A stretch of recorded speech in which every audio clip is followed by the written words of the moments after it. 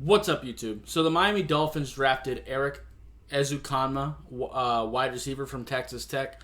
I wasn't really a big fan of the pick, personally, just because of some of the other guys available. Like, we had a lot of different running backs available, whether it be Jerome Ford, a lot of, or even like Isaiah Spiller actually went right before us.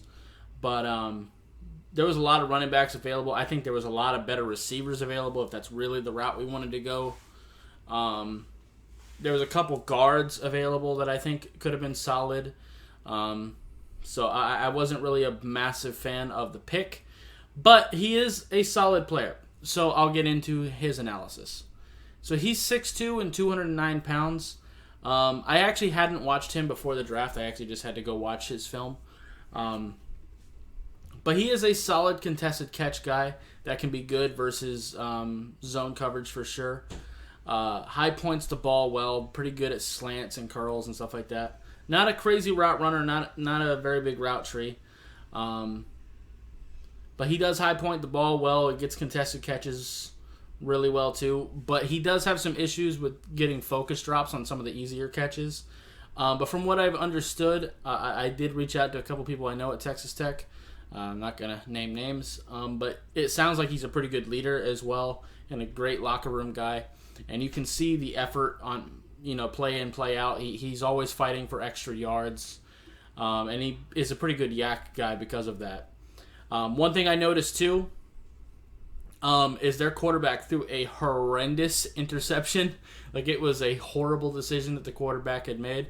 But Eric actually chased him down, like, all the way across the field to go make that tackle. So that was something that popped out at me as well. Athletically, he's pretty solid as well. I wouldn't say he necessarily has the elite speed that you're looking for, but it is solid. Same thing with his agility. He can make people miss a little bit. He is very good about coming back to the quarterback, too, when they're scrambling, which is great. Has some pretty good burst to him. Like, he's not necessarily he doesn't necessarily have the elite long speed, but his acceleration and burst is really good.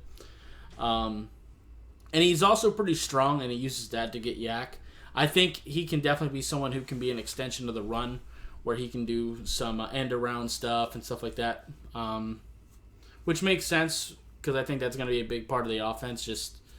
I just think that's going to be a big part of what Mike McDaniel is going to do. I think we're going to do that with Tyreek, Eric, probably Waddle. I could even see us getting Lynn Bowden involved in that kind of thing. Actually, I even think that Cedric Wilson could probably do some. I've seen him play in and out, both in the slot and out wide. I think he can do both. Doesn't go down easy at all. And overall, I do think he is a decent player. I would have given him more like a 5th-round grade. We took him kind of early. And like I said, I think our receiving core is one of the biggest strengths of the team already. And this does give us more weapons to play around with, but I just think that there were so many really, really good running backs just staring us in the face.